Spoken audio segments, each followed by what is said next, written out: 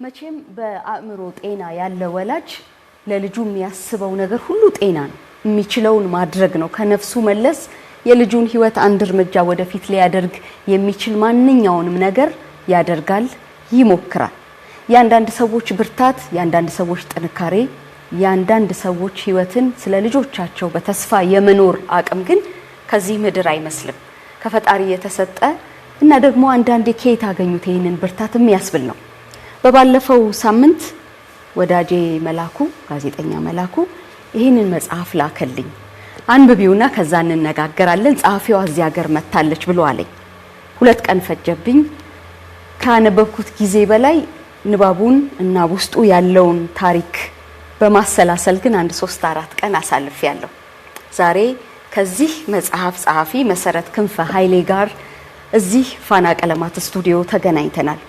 ይህ እውነተኛ እናት ስለ ልጇ የከፈለችው የምትከፍለው እጅግ አስደናቂ ታሪክ ነው። በእርግጠኝነት ስታነቡት አሁን ያልኳችሁ ነገር እውነት እንደሆነ እንደምትረዱ ተስፋ አድርጋለሁ። ከዛ በፊት ጤና ይስጥልኝ፣ እንዴት ከረማችሁ? እንደምናላችሁ የተወደዳችሁ ተመልካቾቻችን፣ በረፍት ቀናችሁ ከፋና ቀለማት ጋር ስለምታሳልፉት ጊዜ በጣም እናመሰግናለን። በፋና ቀለማት ህይወት አለ እንላችሁ የለ ከህይወቱ መካከል ደግሞ ጥቂት ደቂቃዎችን ቆይታ እናደርጋለን። መልካም ጊዜ እላችኋለሁ። መሲ ደህና ነሽ? ደህና ነኝ። እንደምን ነሽ? ደህና ነኝ እግዚአብሔር ይመስገን። ቢሮ ላሉ ልጆች እንደማገኝሽ ነገርኳቸውና ምን መሰለሽ ያልኳቸው ቅድም ነግሬሻለሁ፣ አሁንም ተመልካቾች ፊት ደግምልሻለሁ። መሲ ስትመጣ መጀመሪያ እንደዚህ ነካካታለሁ።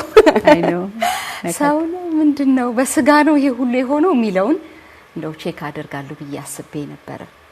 በጣም ተገርሜያለሁ። በጣም ደስ ብሎኛል። ብዙ ነገር እንዳስብ አድርገሽኛል። ስለ ራሴም ዙሪያዬ ስላሉም ስለ ፈጣሪም ጭምር እንደዚህ ያሉሽ ሰዎች አሉ? ከዚህ ቀደም ብዙ እንዳስብ አድርገሽኛል ያሉሽ?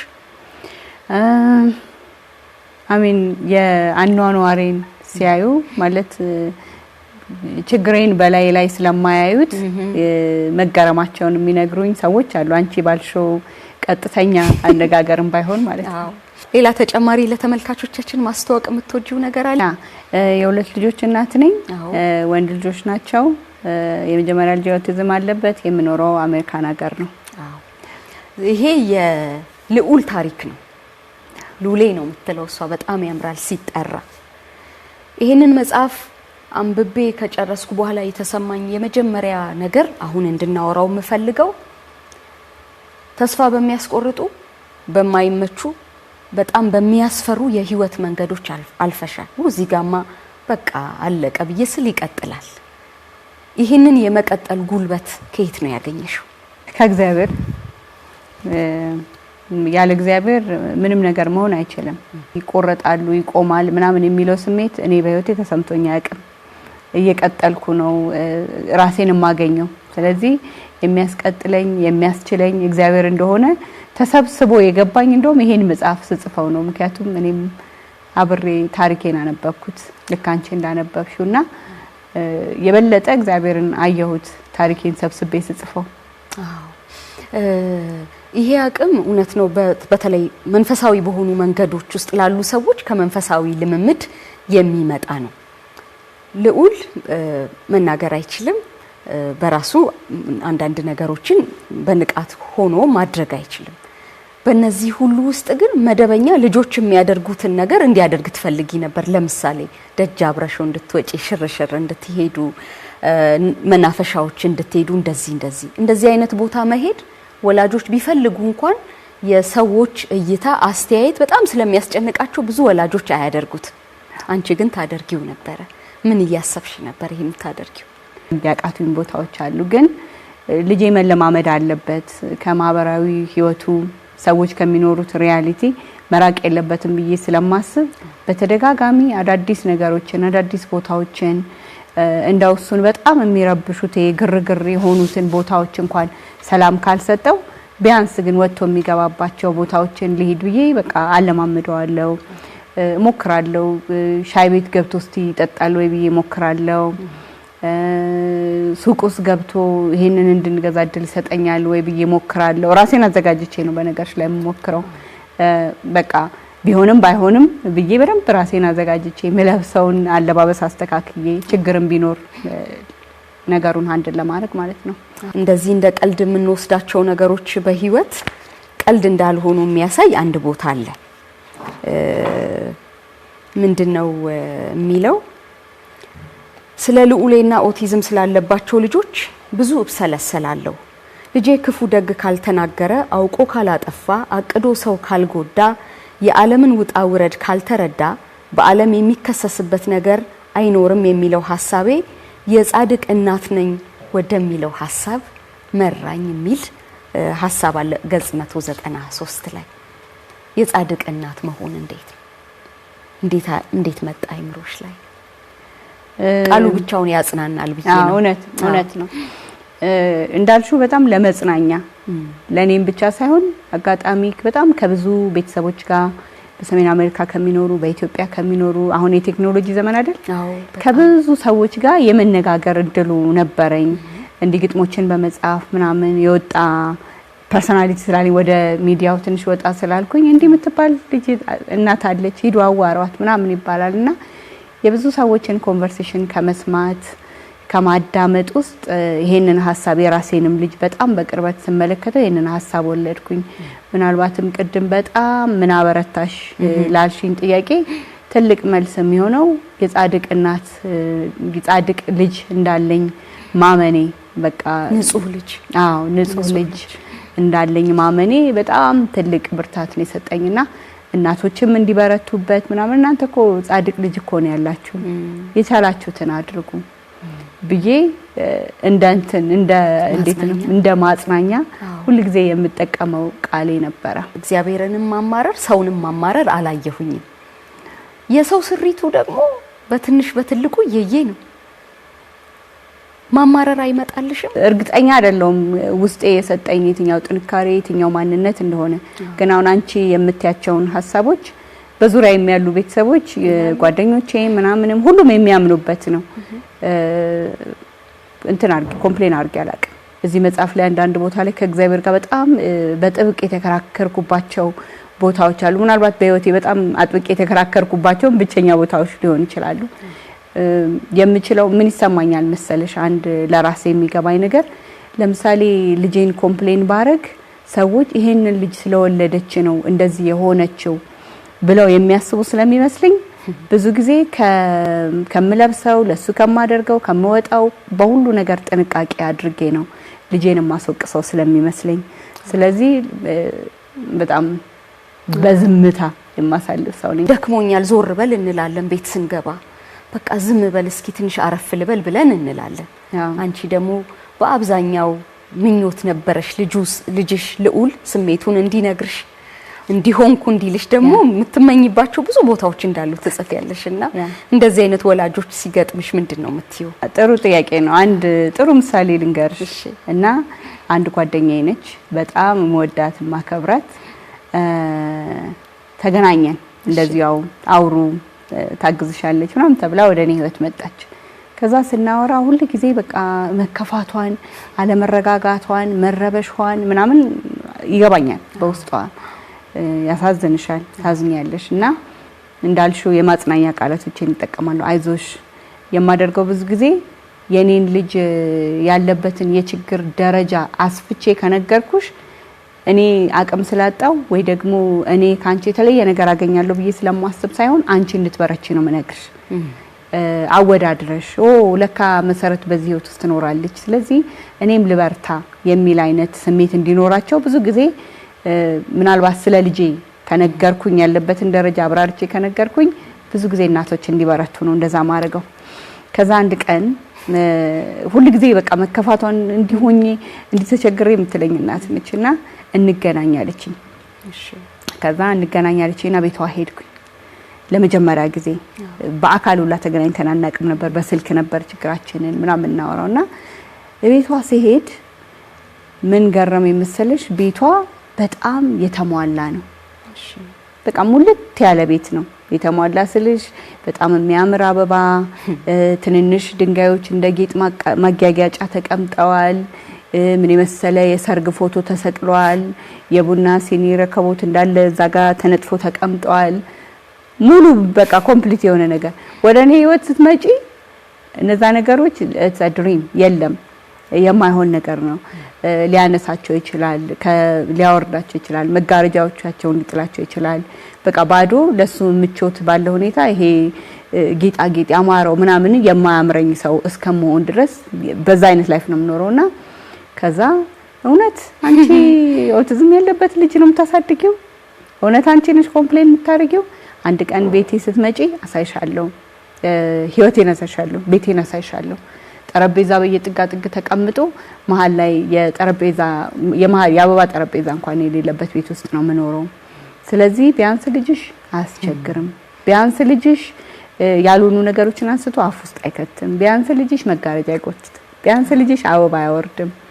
ስለዚህ እግዚአብሔርን ልታመሰግኝ ይገባሻል። ይሄ ጥሩ ምሳሌ ሆንሽ አልኳትና አሁን ላልሹ ነገር አይ ቲንክ በጣም ጥሩ ምሳሌ ሆነ። በጣም እንዳለመታደል ሆኖ በሌላ ሰው ጉድለት ነው ምስጋናን ምንማረው። ቢሆን በጣም ጥሩ ነበረ። አብዛኛው የዚህ መጽሐፍ ታሪክ የሙግት ታሪክ ነው። ስለ ልጅሽ መብት፣ ልጅሽ ሊያገኛቸው ስለሚገባቸው አገልግሎቶች እና በቋሚነት ደህንነቱ በተጠበቀ ቦታ እንዲማር እንዲኖር የማድረግ ስርዓትን ነው የሞገትሽው። የአሜሪካን ሀገር ስርዓትን ነው። ይሄ እልህ እንዴት አድርጎ ነው በእነዚህ ሁሉ መንገዶች ሊከተልሽ የቻለው?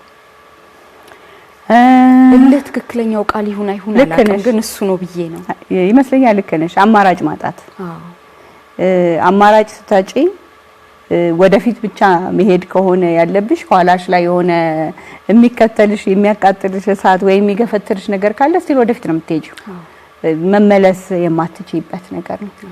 ምናልባት እዚህ መጽሐፍ ላይ የአንዲትን ዶክተር መጣ በቃ you are doing the right thing keep going አለችኝ የሚል ታሪክ ተዛለሽ። ተስፋ እንዳትቆርጪ ያለችኝ የመለስኩላት ነገር አማራጭ ስለሌለኝ ተስፋ አልቆርጥም።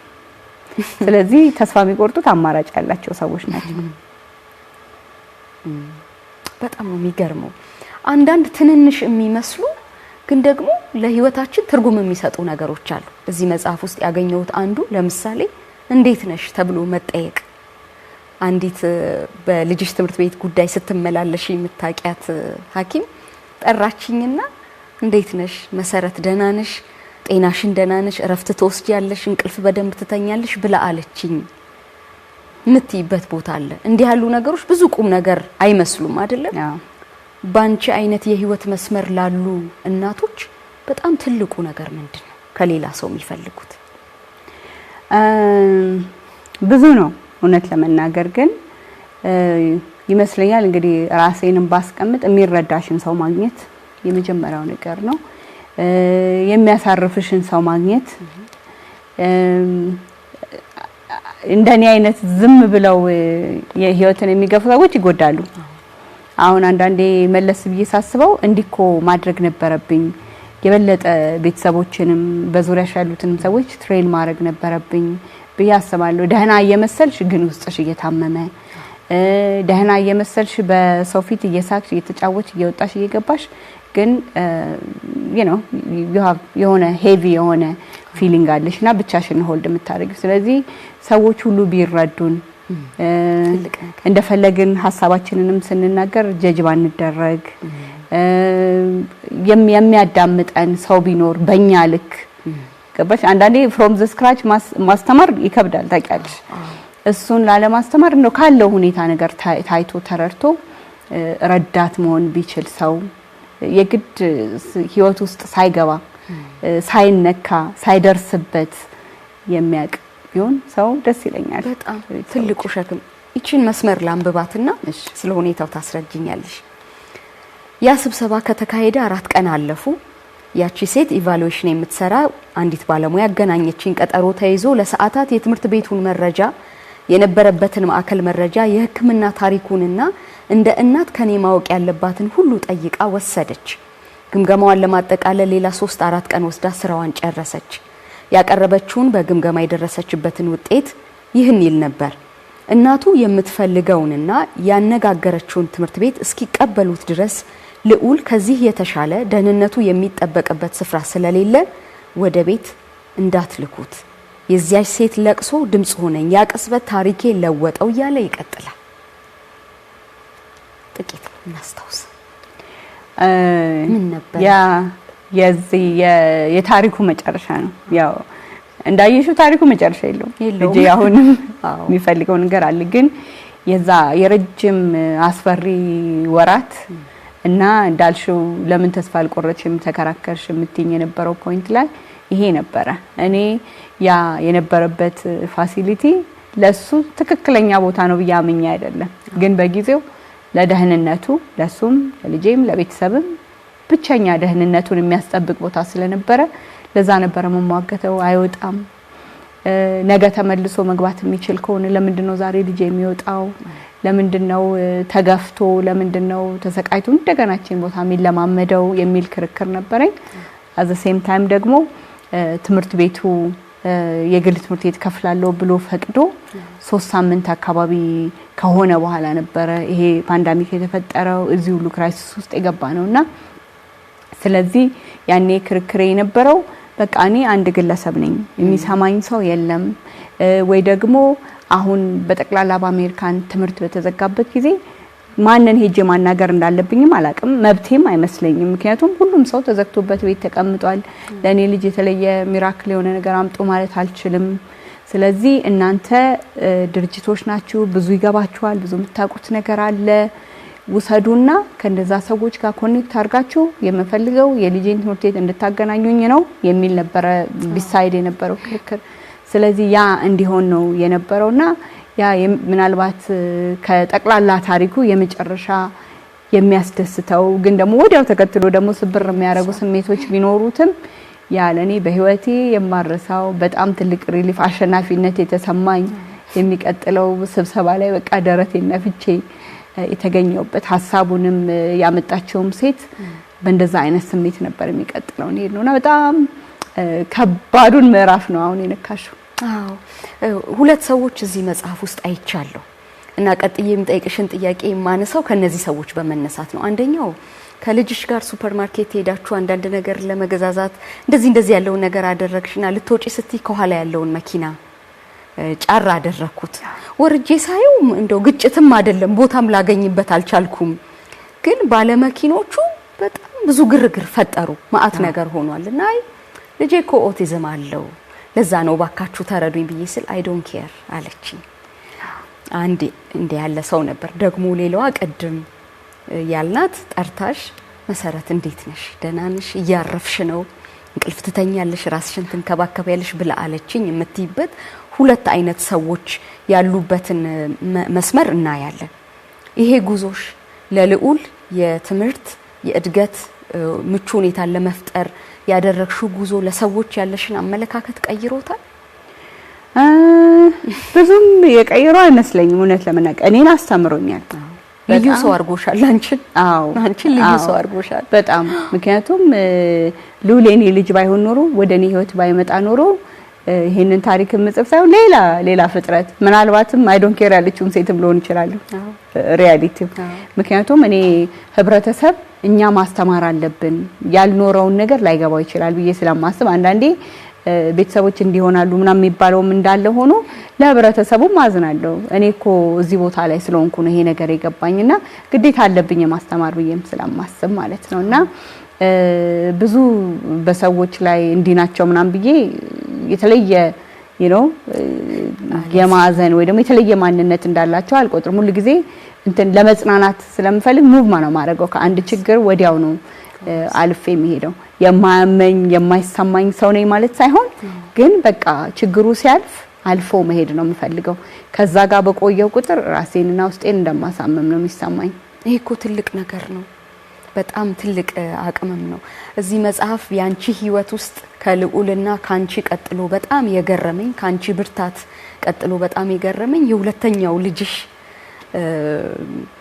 ብስለት እንደ ታናሽ የልዑል ታናሽ ነው ግን አንቺን የሚደግፍ አንድ ትልቅ አካል ሆኖ የተቀመጠ ይመስለኛል። እሱን ትንሽ ብናነሳ ጥሩ ይመስለኛል። በተለይ እንደዚህ ያለ ልጅ ላላቸውም ልጆች ጥሩ ነው ሁለተኛውን ምን ይዝበት መንገድ ስለሚያስፈልግ ማለት ነው። እውነት ነው። ሁለተኛው ልጄ በጣም ወንድሙን ይረዳዋል። በጣም በተፈጥሮም በጣም ቬሪ ካይንድ ልጅ ነው። በጣም የተለያየ ማንነት ያላቸው እግዚአብሔር ሁለት የተለያየ ገጾችን ያሳየኝ እስከሚመስለኝ ድረስ በጣም ልዩ ናቸው።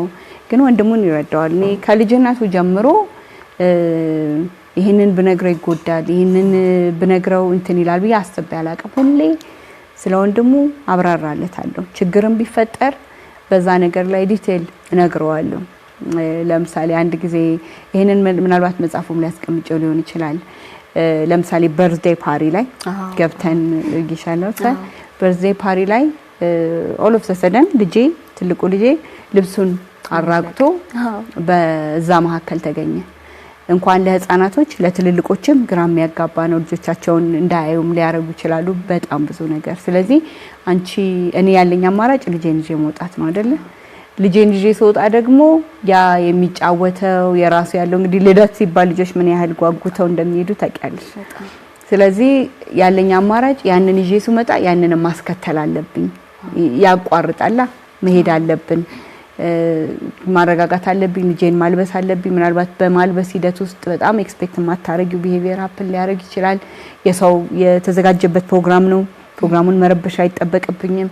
ስለዚህ መውጣት ግዴታ ይሆናል። ስወጣ የማደርገው ምንድነው? ለምሳሌ መኪና ውስጥ ገብተን ስንሄድ ከልጄ ጋር ምን ተሰማህ እለዋለሁ። አባቴ ምን ተሰማህ እለዋለሁ። ለምሳሌ ልጆች ይስቃሉ እና ልጆቹ ሲስቁ ምን ተሰማህ፣ አንተ ምን ተሰማህ ብዬ በዲቴል አዋራዋለሁ። ልጆቹ ይሳቁት አንተም ብትሆን በእነሱ ቦታ ላይ ብትሆን የሚስቅ ነበር የምትሆነው። ስለዚህ የኔና ያንተ ሪስፖንሲቢሊቲ ህብረተሰቡን ማስተማር ነው፣ ይሄ ግዴታችን ነው ብዬ እንደዚህ ያለ አይደል የመሳሰሉ ነገሮች ወዲያው ግን ይረዳል። አው ልክ ነሽ ብሎ ይላል። ደግሞ ይገርመው በተፈጥሮ እውነት ያው ለምሳሌ እኔ አንዳንድ ጊዜ የሚያስፈራኝ ነገር ልጄ ጎበዝ ነው እንደዚህ ነው ምናምን ስታይ ምንም የተለየ ሰው ሆነሽ አይደለም። እግዚአብሔር ራሱ በተፈጥሮ የሚሰራቸው ልጆች አሉ። ስለዚህ በተፈጥሮም ጎበዝ ነው። እኔ እንደው የተለየ ተአምር ሚዛን አይገርምሽም? በጣም እኮ የሚገርመው ያ ተአምር ስለሰራውለት እንደዛ አላረኩትም። ተአምር ሰርቼ ትንሹ ልጄን የሆነ ነገር ማድረግ የምችል ሰው በሆን ኖሮ ትልቁ ልጄን በዚህ ደረጃ አይሆንም። ስለዚህ እግዚአብሔርም ፈጣሪ አይደል? እግዚአብሔርም ሲፈጥረው በተፈጥሮም ጎበዝ ነው፣ ትጉ ነው፣ አዛኝ ነው። ስለዚህ እንደዛ እንላለን። ካሳ ነው። ደስ ይላል። ስንት አመታቸው ነው? ልዑል አሁን ስንት አመቱ ነው? ሉሊዬ አሁን በሴፕቴምበር ላይ ሲመጣ 19 አመት ነው የሚሞላው። ትንሹ ደግሞ 17 ከግማሽ። በጣም ደስ የሚል ነገር ነው። ሌላው በጣም ትምህርት ነው ብዬ ያሰብኩትና ጥቂት እንድትይን የምፈልገው በህይወታችሁ ለሚመጡ ለማንኛውም ነገሮች እኔ የሚልን ልብ ተው የሚል አንድ መስመር አለ።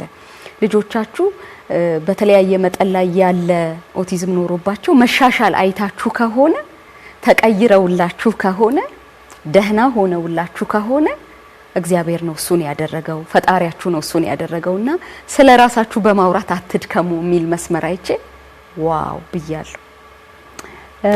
ቴንክ ዩ ማሂዬ እሱን ስላነሳሽው። የእውነት ለመናገር አሁን ካነሳውልሽ ነጥብ ጋር በጣም የተያያዘ ነው። በትልቁ ልጄ ላይ ያለውን የህይወት ትግል የምቀይርና ትሆን ነበረ ትንሹ ልጄ ላይ እኔ ሰራው ብዬ መመጻደቅ ከሆነ ብዬ ለልጅ የፈለኩት ይሄ ጥሩ መልስ ነው ለሱ። ያንን ሐሳብ ያመጣሁት ለምንድን ነው መሰለሽ? አሁን እንግዲህ የቴክኖሎጂ ዘመን ነው። በጣም ብዙዎች እየወጡ የራሳቸውን ህይወት ምናምን የሚያጋሩበት ዘመን ነው። ግን ሲያጋሩ ሁሉ ጊዜ ከራሳቸው ቁንጽል ህይወት አንፃር ብቻ ነው ሐሳብን የሚያስተላልፉት። አንድ ሰው በጣም ቁንጽል የሆነን ሐሳብ ሲያስተላልፍ ደግሞ ዕውቀቱ በጣም የተወሰነ ስለሆነ በከፍተኛ ችግር ውስጥ ያሉትን ደግሞ የሚጎዳ ሐሳቦችን፣ ቃላቶችን ምናምን ይሰነዝራሉ። የሆነ ትንሽ ቢካዝ ሚስ ዲያግኖስ የሚደረጉ ልጆችም እንኳን አሉ አይደል? በጣም ብዙ ኦቲዝም ስፔክትረም ነው። በጣም ሰፊ የሆነ ዲፍረንስ ነው በእያንዳንዱ መካከል ያለው። ምናልባት ማይነር ኒድ ያላቸውን ልጆች የሆነ ነገር ያደርጉና they become like hero እና መተው እንደዚህ አድርጊያለሁ እንደዚህ አድርጉ፣ አትስነፉ፣ ጎብዙ፣ እኔ እንዲህ ስላደረኩ እንዲህ ተቀይሯል፣ ልጄ እንደዚህ ሆኗል ምናም ብለው በጣም ያሸናፊነት ስሜት ያለው ነገር ይዘው መተው ሲያስተምሩ ሲነግሩ እንደምሳሌ ሲያስቀምጡ እሰማለሁ። ስለዚህ ልጆቻቸው ቢለወጡም እግዚአብሔር ፈጣሪ መሆኑን መርሳት የለባቸውም። እግዚአብሔር አድራጊ መሆኑን መርሳት የለባቸውም።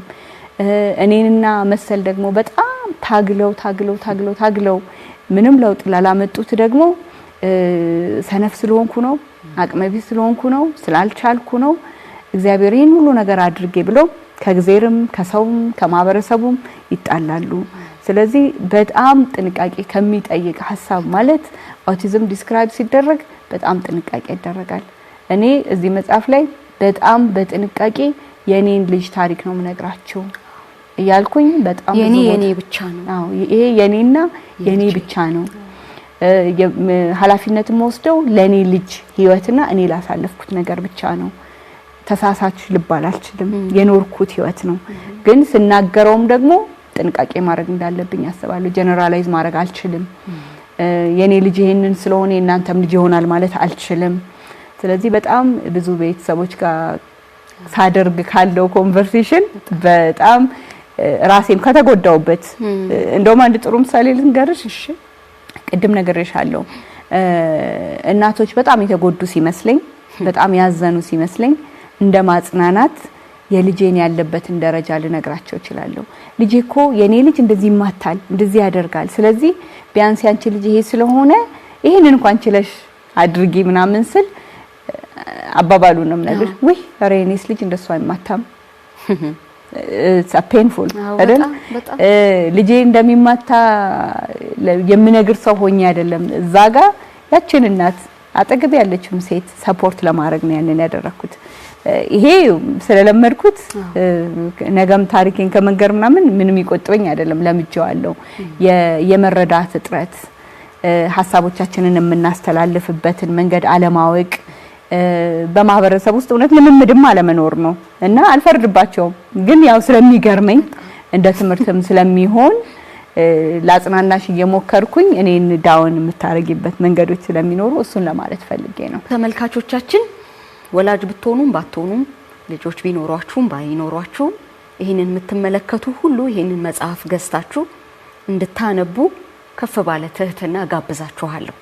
ፋና ቀለማት የረፍት ቀናችሁ ማረፊያ ነው። እናንተ የተወደዳችሁ ተመልካቾቻችንን እናከብራለን። ቀጥሎ ባሉ ጉዳዮች ደግሞ አብረናችሁ እንቆያለን። በያላችሁበት መልካም የረፍት ቀን እንዲሆንላችሁ እንመኛለን።